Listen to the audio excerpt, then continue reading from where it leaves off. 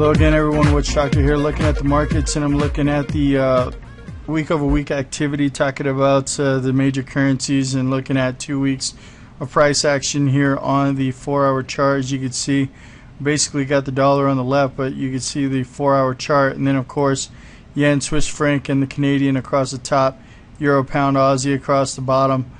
And we talk about the implications of this setup, why I have it like this, arranged in this fashion. But the first thing that we'll do is talk about what happened last week and compare it to the previous week's price action. You see here the dollar index on the left, and basically we were not able to trade out of the previous week's trading range. Had a really important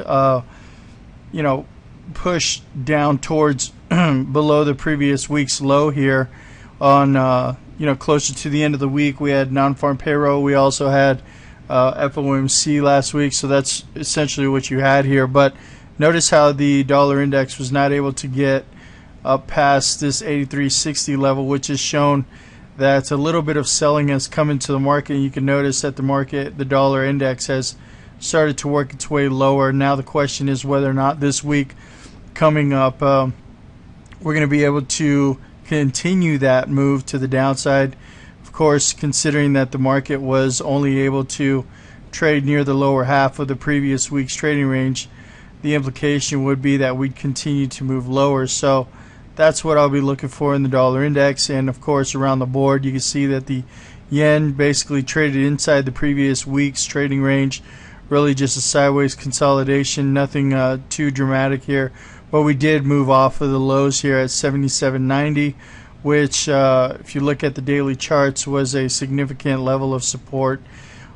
Swiss franc here basically inside the previous week's trading range, moving to the downside, similar to the dollar index futures. And you can see here that we did pretty much close on the lower end of the trading range for the week.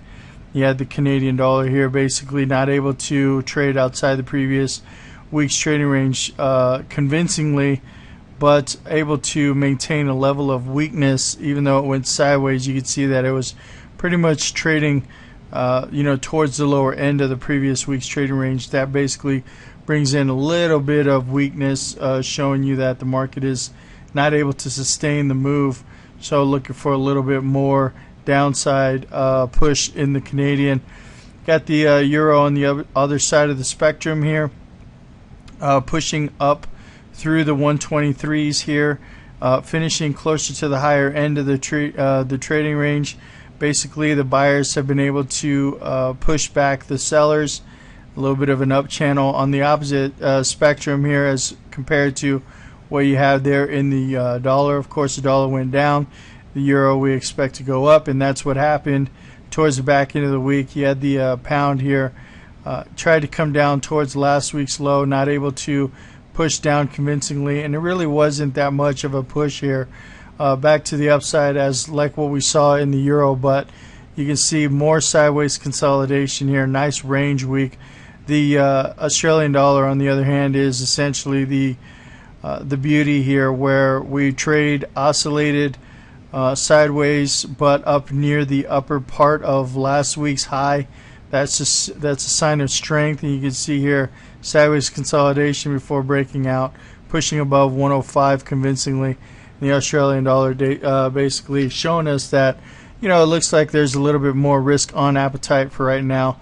Now we're going to have to watch the dollar to see if it continues to push lower, and we'll be watching that over the next couple of days and weeks. So that's all I got. It looks like we're setting up for some interesting price action in the dollar. Look to see if we continue to roll back and work our way back down to the 81 level. So good luck in your trading. This is Witch Doctor signing off. We'll see you at the next market wrap.